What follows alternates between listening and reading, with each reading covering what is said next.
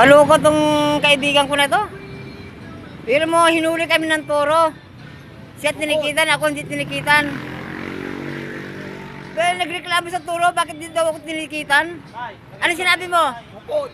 Puti, grabe ka talaga. Pero mo sinabi ba naman ako ng supot daw ako, ulihin niyo yan? Di malaki ang multa ng supot pala? Bawal pala magmaneho ng mag-drive ng ano, supot.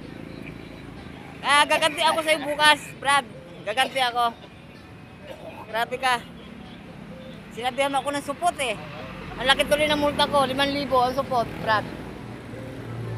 Ikaw, Tang, kulit ka na. Tang, paano yan? Bawal na lang magmaneho yung supot. Ah. Oh.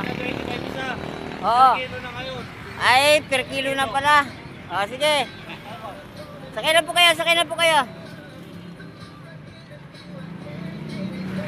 Ah, nagpayong. Ano? Ano na? Sa Lunes daw, per kilo na daw yung ano ngayon, pasahero. Hapon na naman, yan na naman ang ulan. Dalawa. Dalawa na lang ang kulang, dalawa. Barya, wait lang. Wait lang guys, papapalit lang ako. Thank you guys, Mr. Ching po ang inyong lingkod.